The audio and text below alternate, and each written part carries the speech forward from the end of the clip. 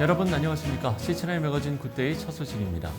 대한예수교회 장로회 통합총회가 한국교회 100주년 기념관에서 지난 20일 2024 총회 성탄 축하 예배를 드렸습니다. 이날 예배는 성탄 찬송을 함께 부르며 시작해서 예장통합 부총회장 윤한진 장로의 기도, 총회 유지재단 이사장 이순창 목사가 동방박사들의 성탄 축하란 제목으로 말씀을 전했습니다. 이순창 목사는 하늘을 보고 살아왔던 사람 동방박사들처럼 우리도 마찬가지로 세상이 어둡고 캄캄해도 하늘을 바라보면 하나님이 잡아주실 것이라고 말했습니다. 동방박사들은 어떤 일을 했었느냐 하는 것이 오늘 본문의 이야기입니다. 늘 이사야에서 가르쳐준 대로 한 별, 다윗의 별이 나타나는 것을 바라보며 하늘을 우러러 보고 있었다. 저와 여러분이 이 세상이 어둡고 캄캄해도 하늘을 바라보면 우리 하나님이 우리를 잡아주실 줄로 믿습니다. 광림교회가 지난 20일 2024 사랑의 슈박스 전달식을 열고 국내외 취약계층 아동 1,600명에게 생필품 방한용품과 장난감 등을 담아서 전달하며 예수님의 사랑을 나눴습니다. 이번 캠페인은 광림교회 청년부가 모금과 선물 포장에 참여했습니다. 4,800만 원 상당의 물품들로 채워진 사랑의 슈박스는 한국소아암재단과 강남복지재단, 해외선교센터, 국내 미자립교회에 전달될 예정입니다. 기독교 대한감리회 김정석 감독회장은 그리스도 오심의 기쁨이 이 땅 가운데 널리 증거되고 모든 이들에게 기쁨이 되는 슈박스 전달식이 되길 바란다고 말했습니다.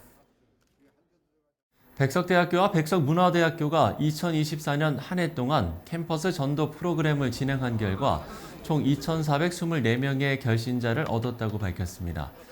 백석대학교 교목본부는 화목우주선 프로그램과 교직원 대상 전도 세미나 등 학원 복음화 사역을 이어온 결과 1학기에 822명, 2학기 1,602명이 믿음의 길로 들어설 수 있었다고 전했습니다.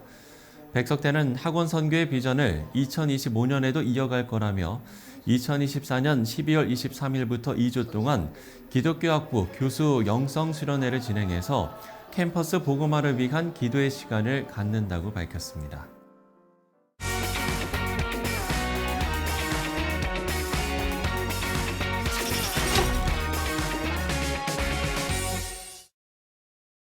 AI 시대에 살면서 가장 우려하는 것 중에 하나가 바로 AI의 안전성일 겁니다. 바로 이 문제를 준비하기 위해서 AI 안전연구소가 출범했는데요. 초대 소장이신 김명주 서울여대 교수 스튜디오에 모셨습니다. 소장님 안녕하십니까? 네, 안녕하세요. 예. 자, 먼저 AI 안전연구소가 우리나라에 발족이 됐는데 어떤 일을 하는 곳인지부터 설명을 해주시면 좋을 것 같은데요. 네, 그 AI는 이제 미래 먹거리 기술이라고 이야기해서 신성장 동력 기술이라고 이야기합니다. 그렇죠. 이제 그러다 보니까 상당히 많은 이제 가능성과 기대들을 가지고 있는데 얘가 굉장히 유능한 만큼 또 위험한 부분들을 가지고 있어요. 그래서 예를 들어서 지난 9월달에 우리나라 그 초중고 학생들을 좀 시끌시끌하게 했던 딥페이크 사건이 있었거든요. 그렇죠. 네. 딥페이크도 역시 인공지능 기술 중에 하나인데 그거에 이제 부작용이나 역기능이나 이런 부분들 특히 악용하는 부분들이 굉장히 큰 문제가 돼서 이거를 개인이라든지 어느 회사 단위로 맡기는 너무 이렇게 광범위해서 이제 광범위한 문제라서 이제 국가 단위에서 위험한 부분을 찾아내고 안전하게 이제 전체적인 기반을 다져야겠다 해서 만든 연구소가 바로 AI 안전연구소다 이렇게 보시면 될 것 같습니다. 예, 그러니까 이게 안전이라는 그 단어에 이제 방점이 찍힌 네, 거라고 맞습니다. 생각하면 네, 되겠군요. 예. 최근 미국 샌프란시스코에서 열린 국제 AI 안전연구소 네트워크 첫 회의에 참석을 하고 오셨다고요? 어떤 회의였습니까? 그 AI 안전연구소는 우리나라만 있는 게 아니라 사실은 세계적으로 우리나라가 6번째 세운 국가고요. 이미 5개 나라가 있고 네네. 앞으로 이제 하반기까지 한 3개, 4개 정도가 더 세울 것 같아요. 그래서 모여서 AI에 관한 전 세계적으로 가장 큰 문제가 뭘까를 놓고 이제 3개의 트랙에서 논의를 했는데 첫 번째 트랙이 우리나라하고 똑같습니다. 딥페이크였습니다. 그래서 딥페이크에 관한 논의도 했고 두 번째는 지금 뭐 챗GPT를 비롯한 AI들이 나오는데 네. 어떤 게 좋고 나쁜지 평가를 해야 되는데 어떻게 평가할 거냐 하는 거였고 세 번째가 이제 이게 아까 말씀드렸던 이제 안전의 문제, 위험의 문제, AI가 가지고 있는 잠재적 위험이 뭐냐, 얘들을 어떻게 최소화시킬 거냐, 이 세 가지 논의를 했습니다. 예. 그러면 AI 안전 관련 국제 어떤 인식 추세라고 해야 될까요? 좀 대체적으로 어떤 좋게 인식을 하고 있을까요? 사실은 이제 미국이 주로 AI 기술을 주도를 하고 있지만 네네. 또 이 AI 기술의 어두운 부분을 또 주도하고 싶어 하는 국가들이 있어요. 대표적인 국가가 영국입니다. 영국이나 유럽연합은 주로 AI 기업들보다는 소비자 입장에서, 이용자 입장에서 AI 안전성 논의를 하는데, 그래서 AI 안전연구소도 영국이 최초로 세웠고요. 영국을 따라서 이제 여러 나라가 같이 세운 거여서 네. 이제 이런 그 기술적인 주도를 하는 미국 중심하고 그 다음에 안전을 중심으로 한 규제 중심으로 하는 유럽 연합이나 영국 중심의 어떤 그런 흐름들이 있고요. 네. 그 사이에 사실은 우리나라는 끼어 있습니다. 왜냐하면 성장도 해야 되는 미국적 스타일들의 기업도 갖고 있고 또 우리나라 이용자들이 워낙 똑똑하셔서 미국에서 어떤 규제가 있으면 또 바로 도입을 하기를 원하고 있어서 뭐 현재로서는 우리나라는 이제 기술적 발전도 상당 부분 돼 있지만 규제도 같이 노력하는 나라다. 이런 이제 그렇게 보시면 될 것 같습니다. 예. 실제적으로 어떤 세계적으로 AI의 선두주자라고 해야 될까요? 네. 이런 데서는 과연 AI를 어디까지 활용하고 있는가 이 부분도 궁금한데. 뭐 우리나라도 많이 쓰고 있지만 이제 생성형 AI라고 그러죠. 네네. AI가 글도 써주고 요즘 같은 경우는 이제 최근에 발표했던 소라 같은 경우는 그림이나 동영상도 만들어주고 하고 있고요. 실제 이제 일상생활에 들어가면 미국 같은 경우는 제가 이제 샌프란시스코 회의를 다녀왔다고 그러는데 샌프란시스코 안에는 웨이모라고 하는 이제 자율주행 자동차가 움직입니다. 택시가. 네. 그래서 실제로 이제 앱으로 불러서 운전사가 없는 택시를 타는 거죠. 뭐 그렇게 이제 자율주행이 우리나라도 아마 조만간 지금 시범 운영에 들어가 있기 때문에 그것도 AI가 하고 있고 그다음에 진료나 어느 나라에서는 이제 판사 역할을 AI가 합니다. 미국도 연방법원에서 AI 판사를 쓰고 있고요. 네. 그게 이제 실제적으로 재판을 합니다. 재판을 해서 이제 앞쪽에 인간 판사가 있긴 하지만 뒤쪽에서 이제 실질적인 결정을 다 해서 이렇게 제공을 하는 거죠. 예. 그래서 그게 문제가 없으면 인간 판사가 하는 경우가 있고 우리가 지금 잘은 모르지만 이제 실제 안에 들어가면 보통 다른 나라 가면 출입국 관리소가 있잖아요. 예, 거기서 그렇죠. 오피서들이 입국할지 말지 내지는 그 전에 이제 비자를 받을지 말지 그거 사실 다 AI가 합니다. 일상에 보면 굉장히 많은 부분들이 이미 AI가 들어와 있다 이렇게 보시면 될 것 같습니다. 예, 지금 이야기를 들어보니까 정말 광범위하게 AI가 활용이 되고 있군요. 네. 예. 그럼 이제 이런 발전 단계를 저희가 이제 1부터 10으로 본다면 만약에 그 최종 단계, 그 10단계에서는 어떻게 달라지게 되는 겁니까? 10단계에서는 그냥 이제 이게 인공지능이다 보니까 사람 지능하고 비교했을 때 뭐 전 세계 인구가 80억이라고 하면 80억의 지능을 다 합한 것보다 더 뛰어난 지능. 보통 이제 초인공지능, 초지능이라고 이야기하거든요. 네네. 이제 그런 단계가 10단계인 것 같고요. 전체적으로 보면 이제 그 존 설이라는 철학자가 1980년도에 인공지능을 이렇게 분류를 해놨어요. 그러니까 한 군데만 인간보다 더 잘하는 한 분야에서만 이게 이제 보통 좁은 인공지능이라고 하고요. 그다음에 모든 분야에서 인간보다 다 똑같게 하거나 더 잘하는 이게 이제 일반 인공지능. 그리고 이제 방금 말씀드렸던 인간보다 훨씬 더 잘하는 게 초인공지능이기 때문에 현재 단계로 따지면 이제 10단계 중에서 한 중간 그러니까 일반 인공지능의 처음 단계에 와 있다 이렇게 보시면 될 것 같습니다. 네, 그렇군요.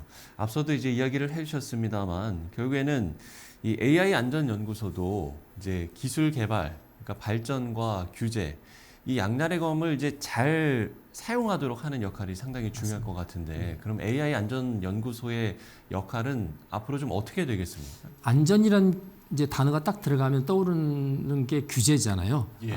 규제여서 그래서 우리나라 AI 기업들이 AI 안전연구소를 세운다고 그럴 때 야 이거 AI에 관한 규제부터 시작하는 거 아니야라는 걱정을 참 많이 하는데 네네. 반대로 보시면 이럴 것 같아요. 보통 에베레스트산 등반을 하게 되면 거기에 이렇게 쉐르파라는 그 원주민들이 따라 붙습니다. 예, 그렇죠. 산을 이제 올라갈 때. 그렇죠. 그분들은 히말라야 산맥 전체의 특히 등정 과정 가운데서 어떤 위험이 있는지를 너무 잘 알기 때문에 뭐 날씨 상황도 잘 알고 그래서 등반객들이 등정대가 꼭대기에 올라갈 때까지 안전을 책임지는 사람이거든요. 그렇죠. 이제 그럴 때 등반대에 볼 때 이 사람들은 규제를 하는 사람일까? 아니면 자기를 도와주는 사람일까?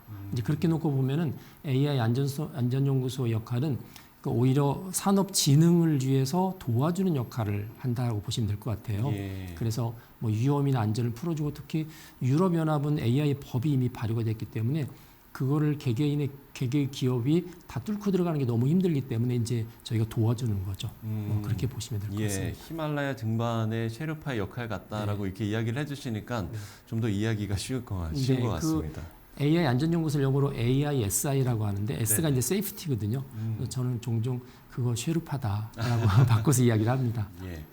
인간을 대체한다라는 이런 이제 생각 때문에 사실 지금까지 종교계에 대해서는 이 AI에 대해서 어떤 선입견을 갖고 있지 않았습니까? 이 부분에 대해서는 어떤 생각을 갖고 계신지도 궁금한데요. 그 선입견이 전혀 근거 없진 않아요. 네. 뭐 인간을 대체한다는 이야기. 예를 들어서 사람과 사람끼리 친구 관계를 지는데 지금 AI가 AI 친구로 다가오잖아요. 근데 이게 조금 이제 로봇하고 겹치게 되면 배우자 역할도 하고 있고, 심지어 외국에서는 AI가 들어간 그런 휴머노이드하고 결혼하겠다, 뭐 이런 사람들도 굉장히 많은 상황이고요.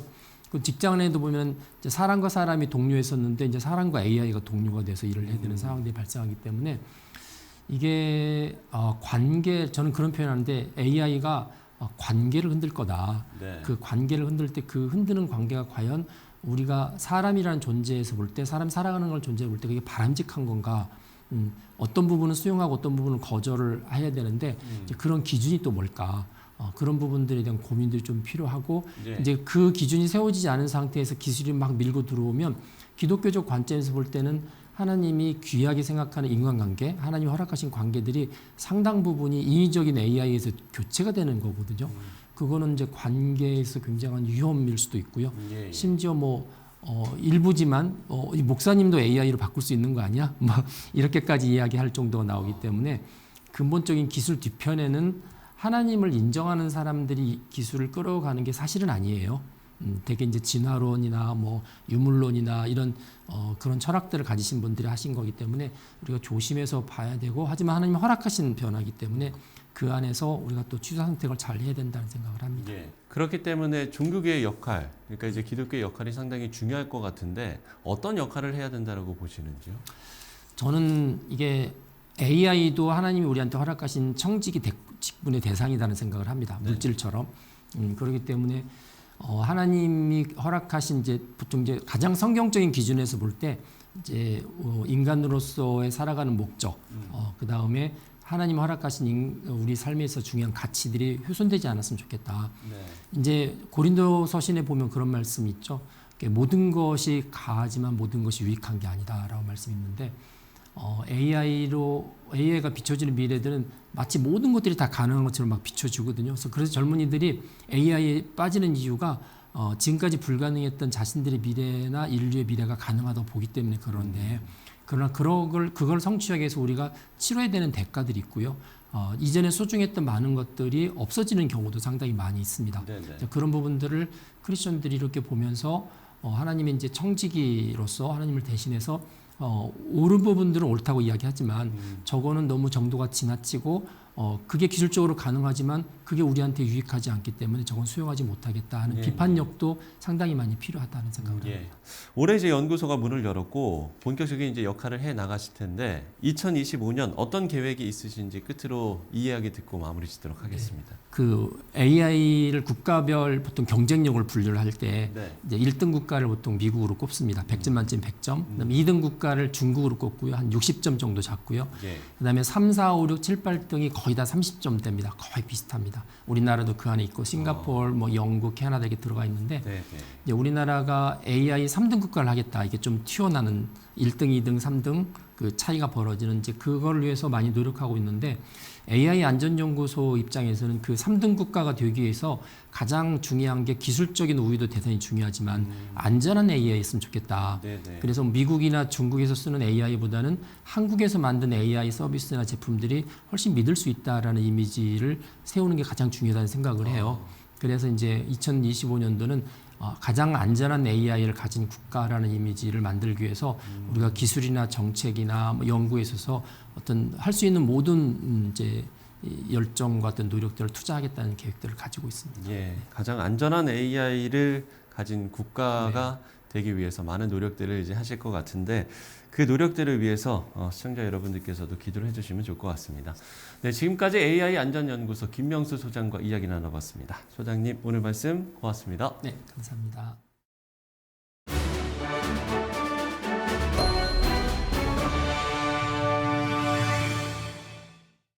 네, 세상은 AI 시대를 말하고 인간의 능력 이상의 것들에 욕심을 내는 이때 삶 자체가 역설이었던 예수님의 탄생을 다시 생각합니다. 무엇보다 가장 강력한 능력, 바로 이 사랑으로 우리에게 오신 성탄의 기쁨과 의미가 온 세상에 잘 전해졌으면 좋겠습니다. 실천의 매거진 굿데이 오늘 순서는 여기까지입니다. 시청해주신 여러분 고맙습니다.